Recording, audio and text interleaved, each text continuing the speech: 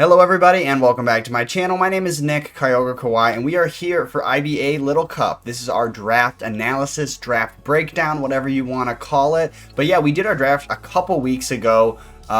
This video is going up the day I record it. Next Saturday, a week from today, when this goes up, is going to be the first battle. So here we go. This Saturday, you get to check out our teams. Go check out all the other coaches down in the description below. A lot of them probably have also posted their draft analyses. But yeah, check them out. Watch all those videos this week, and then next week you can watch all of our week 1 battles. I actually just did my week 1 battle right before this, so you guys definitely, it was a fun battle. Make sure you tune in next Saturday, 10 a.m. for that battle. But yeah, Little Cup is baby Pokemon. If you don't know what it is, that's essentially it. All the Pokemon are set to level 5. All the Pokemon are unevolved miniature forms. Super fun, super cute, and it's just different because a lot of times you use in Pokemon you want to use the strongest, most peak stage of evolution, because when they evolve they get stronger. It's pretty straightforward. So, but it's just kind of fun to mix it up and do some other types of draft leagues. Like we've done VGC, now we're doing Little Cup, we've done random draft leagues. The IBA is all about just doing as much fun draft league content as possible. So I was like the middle of the draft, so I got to pick like 6th for my first pick. I actually didn't go straight for a tier 1. I went for a tier 2. I picked up Amora. I kind of saw that Alolan Sandshrew was tier 1 and Amora was tier 2, and I kind of figured that without Amora to set up the hail, maybe somebody wouldn't draft Alolan Sandshrew, not Sandslash. So I was like, okay, you know what? I actually feel confident for round 1 picking up Amora. It also has access to Aurora Veil and just a variety of really good coverage moves. So I was like, you know what? We're definitely gonna give it a try and see if we can, make something work with the ice type Pokemon. I also really like its design. It's a dinosaur, and Rock and Ice is a unique type. Does have some big weaknesses to fighting and steel, which can definitely be a big problem. You got to watch out for those moves. But besides that, it's got a lot of good things going for it. So I ended up being able to pick up Alolan Sandshrew with no issues round 2. So now I'm rocking out with my tier 1 and one of my tier 2s already picked. Both ice types, both 4 times weak to fighting. So I was like, yeah, fighting types are going to wreck these two, and I need a hard counter to fighting type Pokemon. So I got some of those coming up later on in the draft, but I'm going to talk about Alolan Sandshrew here for a moment. It's, again, Ice and Steel type. It has the abilities Slush, Rush, which when the hail is set up, from Amora in my case, with the hail being set up, it's twice as fast. Excuse me, I had to gather my thoughts there and think of how to make words. Yeah, it doubles its speed when it's in hail, making it super fast. It's got good coverage moves. It also has access to Rapid Spin for hazard removal, which is definitely good in Pokemon battling, especially 6v6 singles, which this is, by the way. Next up, to help counter our fighting weakness, I grabbed a tier 2, and a Pokemon that I had actually recently seen advertised as being pretty good in Little Cup is Frillish. With the Eviolite item, very bulky potential there, has access to things like Recover, Substitute, Will-O-Wisp, Hex, Water Absorb, and Cursed Body for abilities, and just a plethora of other good moves such as Scald and Ghost type coverage. You can run Will-O-Wisp and Hex. The combination of those are really good together. So, and again, it's immune to fighting type attacks. That was one of the biggest reasons I decided to grab Frillish for my team specifically, more so than of the fact that it is immune to fighting types, and then all the other good stuff about it. It's like it's a good Pokemon overall, and it fills a weakness on my team. I felt like it was a really solid, no-brainer pick. And from here, I really didn't know what else I wanted to do. In my mind, now that I already had a Steel type, I kind of wanted to complete the core of having a Steel type, a Dragon type, and a Fairy type, because those types generally, Steel is good against Fairy, Fairy is good against Dragon, and Dragon resists Steel. So they kind of like have a type combination coverage core is what we call it there, core of resistances. So I ended up going and getting my Fairy type. It is a free pick because this is we had the guarantee excuse me, we had the guaranteed picks above, and then we had a certain amount of points we could spend with our free picks. And each tier 1, 2, 3, and 4, had a different amount of points that corresponded. So I went ahead and picked up Spritzy, which is actually a tier 1, which cost me 100 of my, like, I think 200 or 225 points, I believe it was. So I spent a lot of my points here to grab Spritzy, which means I wasn't able to spend a lot of points with the rest of my free picks. Keep that in mind for later. But I wanted a fairy type. I think it's a pretty good fairy type. I mean, it's kind of slow, but it does get access to Trick Room. It can be bulky. It can set up with Nasty Plot and Calm Mind. It has access to very powerful moves such as Psychic and Moonblast. So I'm hoping that maybe we can do something here with Spritzy. Maybe end up swapping it out for something later. But as of now, I wanted a fairy type, again, to help deal. Another way to deal with fighting types. Having the immunity with Frillish, and then, you know, Frillish can't hit them super effectively, really. But that is what Spritzy does here. Is it's going to hit those fighting types super effective with Psychic and fairy type moves.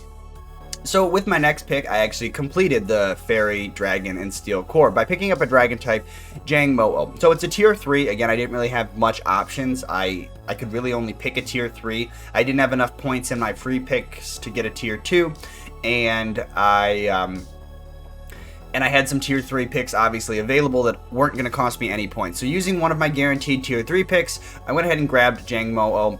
It's a pure dragon type, but does get access to fighting moves because it does evolve into a fighting dragon later on. But for right now, it's pure dragon. It has access to things such as Dragon Dance and a pretty decent coverage of moves. Fighting, dragon, I think rock and ground type attacks as well. So I was happy. I was like, all right, I got my core, I got my ice type, you know, duo, and then I got my dragon, fairy, steel core, as well as the Frillish to help deal with the fighting weaknesses. And I didn't really know where to go from here, but we ended up just picking up Inkay. I saw it sitting in tier 3. It's got a really cool ability that allows it to boost its stats by going for moves that normally drop its stats. It's called Contrary, is the ability, and again, things like Superpower. Superpower is a really strong move that normally lowers your attack and defense. Well, when Inkay and its evolution use this move, it actually it gets a positive increase instead of a negative increase, basically turning a weakness of a move into a positive. So very, very cool. Also has access to a lot of good coverage moves and some good setup potential as well, and even some good support moves. So Inkay is something that could maybe keep my opponents on their toes because it's got a lot of variety and a lot of different types of sets that it can run. Also has a very unique typing. Dark and Psychic isn't weak to much besides Fairy. Has a big weakness to Bug, so you got to be careful of moves like U-Turn, which can be fairly common. But besides that, I think it's a good addition to the team. I didn't have neither a Dark or Psychic type on my team, so no kind of type overlap. Gives me more type diversity on my draft, which is something I personally do really like to have. Next up, we went ahead and spent some more points out of our free picks and grabbed Litten. I wanted this thing for Intimidate. Also has great pivot ability with Parting Shot and U-Turn, and has access to moves such as Will-O-Wisp. Really powerful fire type attacks as well. So overall, a good pick. And I have a water type. I did also want to at this point grab a fire and a grass type. So this covered my fire type that I wanted to pick. I think it's a very solid Pokemon. And I believe this one came from... Yep, this was a tier 2. So I actually spent 100 points on my tier... My first free pick was 100 points. This one was 75 points, and I only had 50 left. So tier 4 cost 25. So essentially, my last 3 picks all had to come from the bottom tier. You know, that's what we call a top-heavy draft, where the beginning of our draft has all of the high, stronger Pokemon as far as point values, and then the last couple picks are just from the bottom of the barrel to for a lack of a better term. But we did end up grabbing a Fomantis, which I felt like was one of the better tier 4 grass type Pokemons. It doesn't have amazing coverage, doesn't have too many different types of moves it can use, but what it does have, it excels at. It's another Pokemon with the ability Contrary and has the move Leaf Storm. So a very powerful grass type attack that normally, because it's so powerful, actually has a hindrance where it lowers your attack stat. But in this case, it actually would boost, so it continually can just spam this move and boost its own special attack stat even higher. Could potentially do some big damage and help me out. And again, grass type coverage. Now I have a water, a fire, a grass type. Again, it's good to have those so you can switch around and take hits and just have super effective damage against a lot of different Pokemon. For our second to last pick, we grabbed another water type. I was planning on Frillish is a good water type, but also acts as has like different strats that it can run that don't really utilize its water typing. Plus, I really just like Mudkip, and again, there wasn't a lot of options down here, so I grabbed it because it does different things than what Frillish does. So more water types that could do different things, I thought it would be helpful. I don't really have much else to say about Mudkip. Look at its face. It's adorable. It's so cute. One of the cutest Little Cup Pokemon, one of the cutest Pokemon in general, and I'm just a really big fan of Mudkip as a Pokemon overall. So I said, you know what? Why the heck not? And for our last pick, we picked up little Pichu here, electric type, which I don't have on the rest of the draft. My first and only electric type.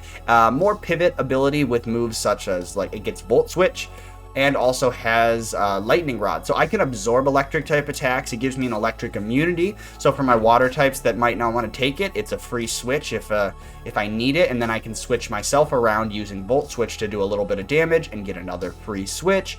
Also can paralyze things with Thunder Wave and just kind of be a generally disruptive Pokemon to disrupt my opponent's Pokemon and hopefully help me, again, win the game.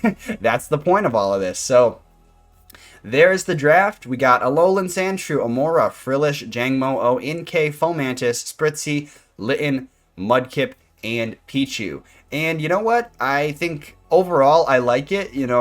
I have to I think if I was going to restructure things, I'd have to pretty much restructure the whole team at this point, or maybe make a couple swaps, because I have 3 free swaps I can make throughout the season. I didn't make any changes right after the draft. We did have a free period to change anything we wanted, but I was kind of happy with it. I kind of wanted to see how I did in the first couple weeks of battle, and if I want to make any changes, I might, but I honestly am not mad about any of my picks. I don't feel like I have any overwhelming weaknesses. I have pretty decent coverage overall for most things, and it's really just going to come down to how well I can build my teams, the items and moves and EV spreads that I choose, and which Pokemon I choose to bring in certain matchups.